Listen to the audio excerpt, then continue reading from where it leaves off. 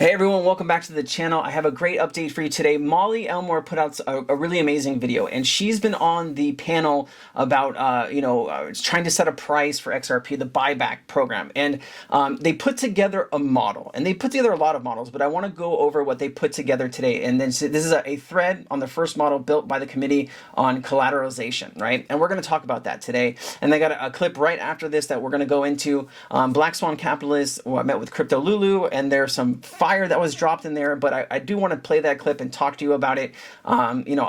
We can't confirm what he says, but we'll play it after. Let's get into this really quickly. So Molly puts together a great video, guys. If you don't follow her channel, please do. She's an amazing researcher, and she brings things to the table. She explains things. She explains her viewpoints. She does a really good job. So what is this?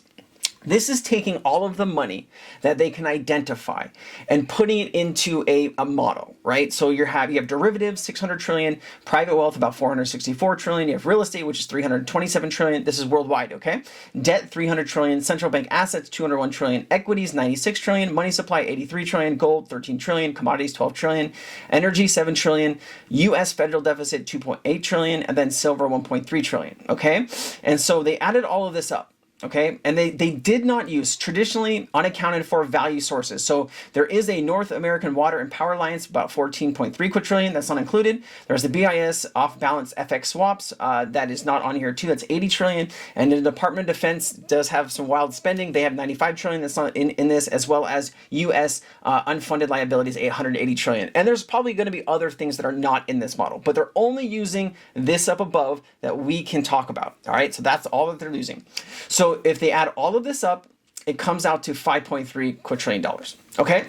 And so what they do is they adjust it for, this is 2030, they're looking out to 2030, and with inflation, they said it's going to be a 1.25 inflation, and it's going to go up to about $6.6 quadrillion with inflation, okay, over the next 5 years. Okay, so they take 6.2, they divide it here with 50.7 billion, which is a circulating supply, and they get a price of $122,580 for XRP. Now, this is a model if in fact Ripple, the company, and XRP, the token, all of this value gets added on to the XRP ledger. That's them saying, hey guys, all of this money is coming over to the XRP ledger. I truly believe that a lot of this is going to be spread out over several different amazing projects, DLT solutions. You have your XRP, you have XLM, you have XDC, you have Algorand, you have ALBT, LCX. There's a lot of other places that can hold some of this value too, but this is all the money, right? This is an example of what if we woke up tomorrow and the US dollar crashed and the United States ran out of ideas and they just needed to come up with a model and get all of the debt and all of the value onto the XRP ledger, and then they could try to do something at that point. So it comes out to 122,000. And I know these prices are crazy, guys, but this is just talking about if all of the money was on the XRP ledger. Okay, and I think this is a great thing. We need to have an open conversation.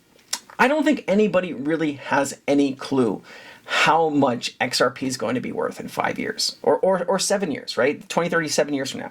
I don't think people really understand how much everything is going to be digitized, right? There's things, there's carbon credits, there's energy, there's all of these other things that are going to be digitized. There's also things we haven't even invented yet, different money types or different things that are going to be rolled out over the next couple of years that value can be added there too. So I just wanted to, to walk through with this and they have the model drawbacks, does not account for competing effects of value or utility store of value, unable to account for unknown value that we are unaware of, assumes reuse of XRP for transactions irrelevant. In a world where everything is tokenized, mirror image of all the money needs to be represented on the blockchain, okay? And they made some assumptions here too, guys. All the world's value will be represented on the XRP blockchain, which I don't personally think it'll be like that, okay? Risk-adjusted coverage for ratio accounts for liquidity needs in future economy. Only 50% of minted XRP is part of the circulating supply. Balance sheet approach is a moment in time of snapshot. So they took today's snapshot, right, of how much circulating XRP there is, right? In 7 years, a lot of that XRP will probably be on the open market, right? Because every month, 1 billion XRP gets released out of escrow. They figure out what to do with the XRP, if it's needed here or there. I think there's a deal to be done with the central banks in the US to say, hey, some of this escrowed XRP will go to the central banks, and then we will add all this value onto the ledger. The price of XRP will come up, and then these countries can start paying off debt and different things because the value has gone up so high. That is a really solid way to pay off all of this debt, right? Because you see this $300 trillion in debt. A lot of that debt is in the US, like 200 trillion is in the US by itself. So I just thought this was a really cool model, and I wanted to share it with you because, you know, this is great work by a great team, and I think it should be talked about in a way and respected in a way because, you know, they're not getting paid to do this. They're doing this to protect me and you for our future value of our XRP. If the government or any government or the World Economic Forum or whatever it is tried to take our XRP and said, hey, you have to return your XRP, it's needed for the, you know, the IMF or something, you know, I'm not going to give up my XRP unless you're going to be paying me, and I probably won't give it all up anyways. I'll say, oh, I guess I lost that, you know, ledger device. But understand that, you know, bigger players in the game are going to try to take our XRP. They're going to try to do something, and we need to be prepared. And that's what this is they're building different models, and they're actually going to build other models that I'll go over with you on this channel. Here's the clip, right? So it says it's pretty hitting heavy news for XRP and other relevant. This was an hour-long chat. I watched the whole thing. It was a good chat. Crypto Lulu, he knows what he's talking about. He's really good. So does this gentleman from Black Swan Capitalist. But they did say something in here that I'm going to play. I'm going to stop when he says it, and we're going to talk about it. Okay? So let's just listen to this together. Blockchain environment. They need to settle huge amounts of money every day, and it's going that direction. It has to be a high price, and so that's what keeps me as firm in XRP in all the ups and downs. Absolutely, and you're right about everything you said there. But you know, people also need to understand that when we talk about the price of XRP, we have to look at the debt, and central banks have an incentive to dissolve that debt right now, and they found a solution, which is blockchain. They actually are going to, in my opinion, based on the research, and also I can confirm this, that the International Monetary Fund has already agreed on a price before all this integration started to happen. So this was a few years ago.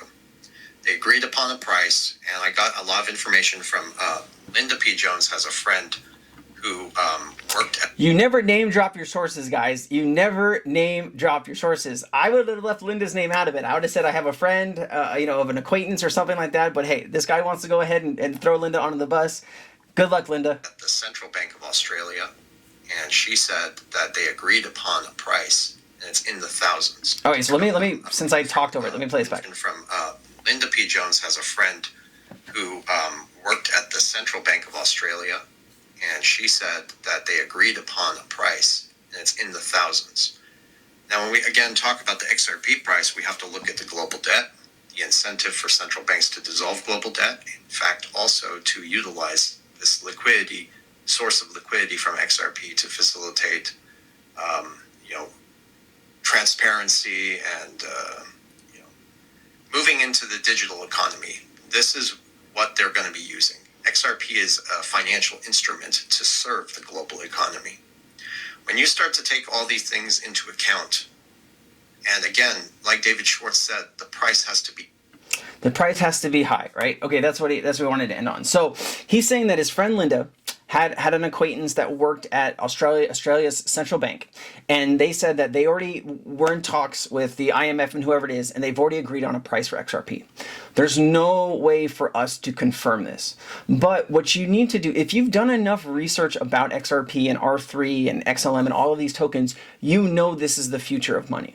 And if you know this is the future of money, the decision is yours whether to participate or not to participate.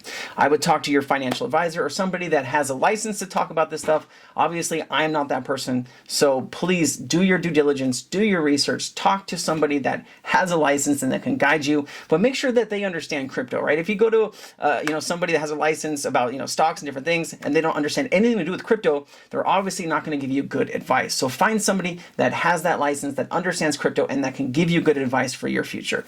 Guys, if I can help you out in any way with any of this research or anything like that, please reach out to me. I'm Robert Doyle. Thank you so much for watching. Share it with somebody you know. Have a great day. Take care, guys.